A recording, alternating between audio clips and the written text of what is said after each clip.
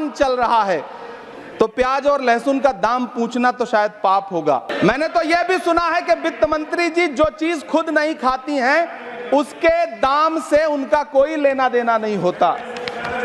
लेकिन इस बार बजट पेश करने के लिए पार्लियामेंट आने से पहले वित्त मंत्री जी ने दही और चीनी खाई थी।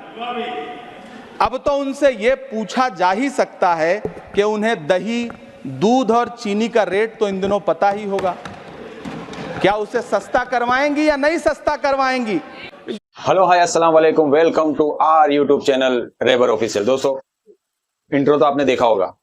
मैं आज वीडियो लेकर आया हूं इमरान प्रतापगढ़ी की, जो कांग्रेस के सांसद है और अपनी बेबाकी स्पीच से जाने जाते हैं। इनका नाम मुशायरों की दुनिया से जुड़ा हुआ है। ये बहुत उम्दा शायर है। इन्होंने शायरी की दुनिया के अंदर बहुत शोहरत पाई है।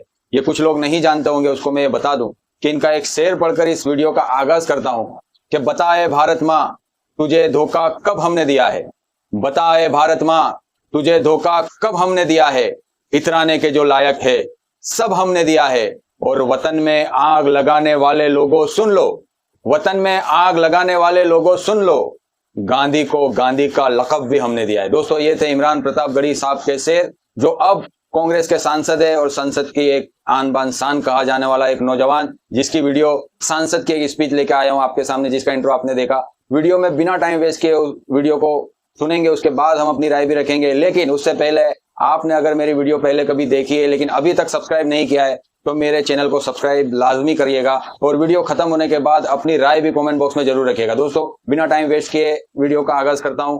देखिए, समझिए, उसके बाद अपनी राय रखिए। उनके खिलाफ श्री इमरान प्रतापगढ़ी। धन्यवाद सभापति महोदय, आपने मुझे आम बजट पर बोलने का मौका दिया। Sir, my time. नहीं, pause my time. Shri Imran Pratapgarhi कहा गया है। सर, थोड़ा सा इसकी जांच कराओ। नहीं, मैंने कहा यहाँ प्रमोद प्रतापगढ़ी भी बैठे। क्या ये बात आपसी है? मामला है, ये खत्म होने वाला नहीं है मेरे से। इसकी जड़ें बहुत गहरी गई हुई हैं। मैं रोज देखता हूँ ये जड़ें गहरी होती जाती हैं। इमरान प्रतापगढ़ी। धन्यवाद सभापति महोदय। 83 मिनट 71 बार थपथपाई गई मेज, 14,417 शब्दों का बजट भाषण और उस बजट में अपने लिए राहत तलाशती मिडिल क्लास की हैरत ज़दा आंखें।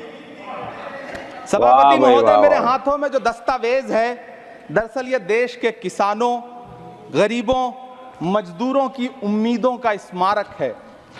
ऐसा लग रहा है जैसे वित्त मंत्री महोदया ने बजट नहीं तैयार किया है बल्कि प्रधानमंत्री जी की मन की बात का संकलन तैयार किया है। टूटा हुआ लश्कर का भरम देख रहे हैं, टूटा हुआ लश्कर का भरम देख रहे हैं और जिल्ले इलाही के करम देख रहे हैं। ताकत का नशा अक्ल पे हावी है तुम्हारी, तुम देख न पाओगे जो हम देख रहे हैं। वाह वाह वाह वाह, क्या बात है इमरान भाई, वाह वाह। इस बजट में महंगाई पर सिर्फ 10 शब्द बोला है। जिस देश में टमाटर 100 रुपए किलो बिक रहा हो। सभापति महोदय, मेरा टाइम पॉज करें और बार बार इंटरप्ट करने को या तो मना करें। हाँ, बोले, कृपया बोले। सभापति महोदय, वित्त मंत्री महोदया ने इस बजट में महंगाई पर सिर्फ 10 शब्द बोले हैं। जिस देश में टमाटर 100 रुपए किलो बिक रहा हो उस देश की वित्त मंत्री के पास बजट में महंगाई पर बोलने के लिए सिर्फ 10 शब्द है। डीजल, पेट्रोल, आटा, चावल, दाल, सब्जी की महंगाई का तो कोई जिक्र ही नहीं। सावन चल रहा है तो प्याज और लहसुन का दाम पूछना तो शायद पाप होगा। मैंने तो यह भी सुना है कि वित्त मंत्री जी जो चीज खुद नहीं खाती हैं उसके दाम से उनका कोई लेना देना नहीं होता। लेकिन इस बार बजट पेश करने के लिए पार्लियामेंट आने से पहले वित्त मंत्री जी ने दही और चीनी खाई थी। अब तो उनसे यह पूछा जा ही सकता है कि उन्हें दही, दूध और चीनी का रेट तो इन दिनों पता ही होगा। क्या उसे सस्ता करवाएंगी या नहीं सस्ता करवाएंगी? अगर पता है तो कृपया सस्ता करवाइए, क्योंकि इसी चीनी ने अमेठी में एक मंत्री महोदया का राजनीतिक कैरियर कड़वा कर दिया। सभापति महोदय अपने शीश महलों में बैठे हुए सरकार के सांसद और मंत्री कह रहे हैं कि महंगाई कम हो रही है। संसद की कैंटीन से बाहर निकल करके एक चाय का कप खरीदिए, तब समझ में आएगा कि महंगाई कम हो रही है या बढ़ रही है। किसी एक दिन अपनी किसी मजदूर की तरह अपनी दिन भर की दिहाड़ी लेकर के बाजार जाइए और अपने बच्चों के लिए राशन खरीदिए, तब पता चलेगा कि महंगाई कम हो रही है या नहीं हो रही है। यहां बैठ करके बड़ी बड़ी बातें करना आसान है। ये चूनर धानी भूल जाते, ये पुरवा की रवानी भूल जाते, जो आकर 4 दिन गांव में रहते तो सारी लंतरानी भूल जाते। सभापति महोदय, इलेक्टोरल बॉन्ड खरीदने के नाम छुपाने वाली सरकार, इलेक्टोरल बॉन्ड खरीदने वालों के नाम छुपाने वाली सरकार इन दिनों आम के ठेला लगाने वालों के नाम जानना चाहती है। मुझे तो होटलों, ढाबों या आम के ठेलों पर नेम प्लेट लगवाने वालों से पूछना है कि कभी खून की बोतल पर देखा है किसी का नाम लिखा हुआ? मुझे पूछना है कि क्या कोरोना के दौरान अपनी उखड़ती हुई सांसों के लिए ऑक्सीजन तलाशने वाले किसी इंसान ने ऑक्सीजन लाने वाले किसी इंसान से पूछा था कि ऑक्सीजन लाने वाला इंसान हिंदू है या मुसलमान है? मुझे पूछना है कि लावारिश लाशों के लिए कोरोना में कांधा देने वाले, चिताओं के लिए लकड़ियां सजाने वाले किसी इंसान से पूछा गया था उसका नाम, उसका मजहब? लेकिन इन दिनों पूछा जा रहा है। सभापति महोदय, अफसोस देश के प्रधानमंत्री जी ने कभी न टूटने वाली चुप्पी ओढ़ ली है। सभापति महोदय, जनता ने 63 सीटें कम क्या कर दी, ये सरकार तो अमृतकाल का नाम लेना ही भूल गई। ये भूल गई है अमृतकाल को, ये भूल गई है मनरेगा को, ये भूल गई है मौलाना आजाद नेशनल फेलोशिप को, ये भूल गई है मणिपुर को, ये भूल गई है महाराष्ट्र को। मुझे गर्व है कि मैं राज्यसभा में महाराष्ट्र का प्रतिनिधित्व करता हूं।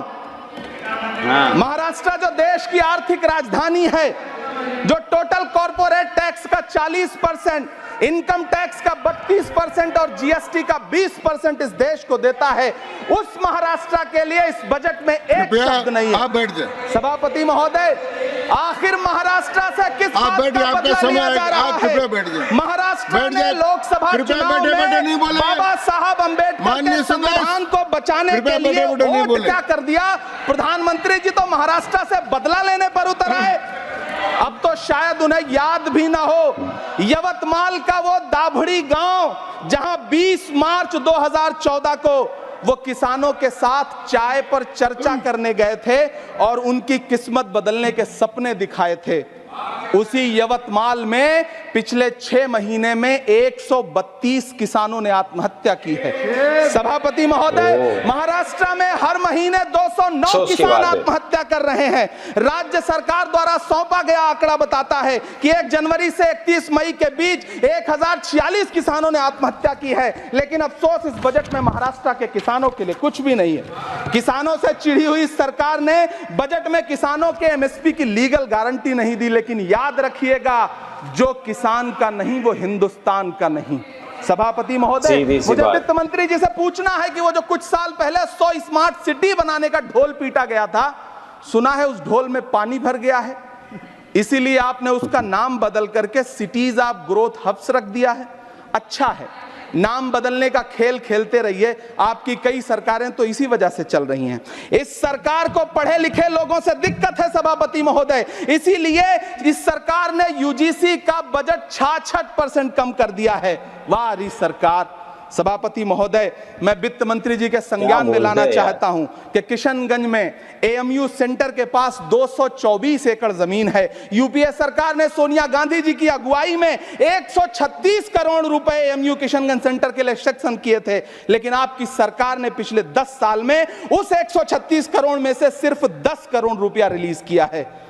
1.5 करोड़ की आबादी वाला सीमांचल बेहतर शिक्षा के लिए उस सेंटर की बाट जोह रहा है। मेरा आपसे सवाल है कि इस सेंटर का बाकी पैसा आप कब रिलीज करेंगे? मुझे उम्मीद है वित्त मंत्री महोदया जवाब जरूर देंगी। सीमांचल उसी बिहार में आता है जिसकी बैसाखी के सहारे आपकी सरकार चल रही है। वहां के लोगों को एम्स की जरूरत है। महानंदा और कोसी से होने वाली बाढ़ की तबाही को रोकने के लिए बांध बनाइए, सीमांचल के साथ सौतेला व्यवहार बंद करिए। इकोनॉमिक कॉरिडोर बनाने से किसी राज्य का विकास नहीं होगा, विकास होगा स्वास्थ्य और शिक्षा के बुनियादी मुद्दों के लिए बजट देने पर। सभापति महोदय, एक तरफ तो इस बजट में पीएम आवास योजना के तहत 3 करोड़ अतिरिक्त मकान देने की घोषणा है और दूसरी तरफ लखनऊ के अकबर नगर में 1280 वो मकान हैं जिन्हें रिवर फ्रंट बनाने के नाम पे बुलडोजर से जमींदोज कर दिया गया। सभापति महोदय, लोग चीखते रहे, बच्चे बिलखते रहे, वसुधैव कुटुंबकम का नारा लगाने वाली सरकार इंसानों के घरौंदे उजाड़ कर जश्न मना रही है। सभापति महोदय, मेरा बहुत भावुकता के साथ देश के प्रधानमंत्री से सवाल है कि इन उजड़ते हुए मकानों और बेघर होते हुए घरों को देख करके आपको नींद कैसे आती है, आप सो कैसे पाते हैं? मेरा सवाल है इस देश के प्रधानमंत्री से, या तो लोगों के घरौंदे उजाड़ना बंद करिए या फिर करोड़ों मकान बनाने की झूठी घोषणाएं करना बंद करिए। यह बजट झूठ का पुलिंदा है, यह बजट आपके पिछले साल के बजट का कट कॉपी पेस्ट है, यह बजट हमारे चुनावी घोषणा पत्र की नकल करने की एक बेईमान कोशिश है। लेकिन कहावत है ना कि नकल के लिए भी अकल चाहिए। मेरे हाथ में एक तरफ न्याय पत्र है जो हमारा है और दूसरी तरफ अन्याय पत्र है जो आपका है। इस सरकार को आलोचना सुनने की आदत नहीं है सभापति महोदय। जब आप इनसे सवाल पूछिए तो ये कहते हैं कि आप बताइए 70 साल में आपने क्या किया है। मैं तो इस सदन में कहना चाहता हूं सभापति महोदय कि हमसे 70 साल का हिसाब मांगने वालों, जो सरकार अपना चलाया हुआ 2000 का नोट 7 साल नहीं चला सकी, वो हमसे 70 साल का हिसाब मांगती है।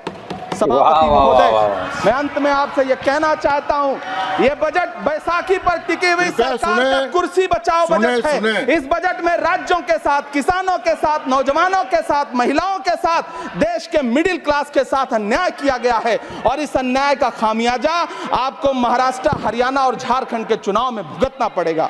सभापति महोदय, इस सरकार ने नोटबंदी लगाकर देश की आम जनता की पूंजी छीन ली, बैठे नहीं बोले, कृपया टैक्स लगा करके छोटे व्यापारियों के कारोबार छीन लिए, पेपर लीक करवा करके युवाओं की आंखों से नौकरी के सपने छीन लिए, अग्निवीर लाकर देश के जवानों की उम्मीदें छीन ली, बुलडोजर लगाकर लोगों के आशियाने छीन लिए, महंगाई लाकर देश की जनता की थाली से निवाले छीन लिए और नारा लगाया कि हम तो सेवक हैं, 18-18 घंटे काम करते हैं। इन्हीं लोगों के लिए किसी ने शेर कहा है कि जो सच और झूठ में दूरी है वो दूरी समझते हैं, सियासी हाकिमों की हम भी मजबूरी समझते हैं, वो अपना हक समझते हैं निवाला छीन लेने को, डकैती को बहुत से लोग मजदूरी समझते हैं। हमें पता है कि कैसी मजदूरी की जा रही है। सभापति महोदय, मैं यहाँ खड़ा होकर के अंत में आपसे कहना चाहता हूँ कि इस बजट में तमाम राज्यों के साथ अन्याय किया गया है, इस बजट में युवाओं के साथ अन्याय किया गया है, महिलाओं के साथ अन्याय किया गया है और खास तौर से महाराष्ट्र के लिए कुछ नहीं रखा गया है। महाराष्ट्र बाढ़ से जूझ रहा है, पानी बरसने से वहां 1500 से ज्यादा लोग मारे गए हैं। उस शहर को, उस राज्य को 4000 करोड़ के पैकेज की जरूरत है ताकि जो फसलें बर्बाद हुई हैं लोगों को राहत दी जा सकी। लेकिन अफसोस, इस बजट में महाराष्ट्र के लिए ऐसा कुछ भी नहीं है। मैं आखिर में यह कहना चाहता हूं कि पिछले 7 दिन से इस बजट का बड़ा ढिंढोरा पीटा जा रहा है, इसे महान बताया जा रहा है, लेकिन कौन महान बता रहा है? सत्ता पक्ष के लोग, उन्हें तो बताना ही है, क्योंकि मैं अवध क्षेत्र से आता हूं, प्रतापगढ़ से, नीरज भाई भी अवध और पूर्वांचल से आते हैं। वहां एक कहावत है कि बिटिया की तारीफ किसने की? बिटिया की महतारी ने, यानी कि बेटी की प्रशंसा किसने की? मां ने। तो इस बजट की तारीफ सत्ता पक्ष करे तो करेगा ही, लेकिन विपक्ष के एक भी सांसद से आप पूछिए कि क्या उसके राज्य को कुछ मिला है, तो वो ये कहेगा कि नहीं, कुछ भी नहीं मिला है। बहुत बहुत धन्यवाद सभापति महोदय, मुझे आम बजट पर अपनी राय रखने के लिए धन्यवाद। तो ये था इमरान प्रतापगढ़ी साहब का दमदार और बेबाक संसद के अंदर बजट के ऊपर बयान। दोस्तों, ऐसा बोलते हुए मैंने बहुत कम लोगों को सुना है, जिनकी आवाज में भी दम है और जिनके मुद्दों में भी दम है और जिनके नॉलेज में भी दम है, उसे इमरान प्रतापगढ़ी कहते हैं। दोस्तों, आपको ये वीडियो कैसा लगा जरूर से बताइएगा, वीडियो में कमेंट तो जरूर करिएगा और अगर आपकी राय कुछ भी हो कमेंट में लिखिएगा और चैनल पर नए हो तो सब्सक्राइब जरूर करिएगा। मुझे बड़ा मजा आया और बड़ा अच्छा लगा। जो देश के मुद्दों को सांसद के अंदर कोई भी सांसद रखता हो, चाहे वो बीजेपी का हो या कांग्रेस का हो, हमें हमारे देश से मतलब है, हमें नेताओं से मतलब नहीं रखना चाहिए। देश किस तरफ जा रहा है, देश की उन्नति किस पार्टी में है या किस नेताओं ने की है, ये हमें सारी चीजें ध्यान में रखनी चाहिए। नफरत की राजनीति से हमें दूर रहना चाहिए। ऐसे सांसद और ऐसे नेता हमें चुनने चाहिए जो सभी को साथ लेके चलते हो और देश को विकास के रास्ते पर लेके चलते हो। ऐसे ही नेता को हमको चुन के चलना चाहिए, वरना ये देश को बर्बाद होने से कोई नहीं रोक सकता। दोस्तों, मेरे को ये वीडियो इतना अच्छा लगा। इन्होंने जो जो मुद्दे किसानों के लिए, युवाओं के लिए, एजुकेशन के लिए, हमारे फौजियों के लिए, तमाम लोगों के लिए इन्होंने जो मुद्दे उठाए, मेरी उम्मीद है और ये वीडियो का ये उन्वान है कि सरकार इस पर गौर करे। क्या तमाम राज्यों में जो बजट दिखाया है वैसी कोई राहतें मिली है, ये सोचने का विषय है। दोस्तों, आप भी सोचिए और वीडियो को लाइक शेयर सब्सक्राइब जरूर करिए। लेता हूं इजाजत। अस्सलाम वालेकुम।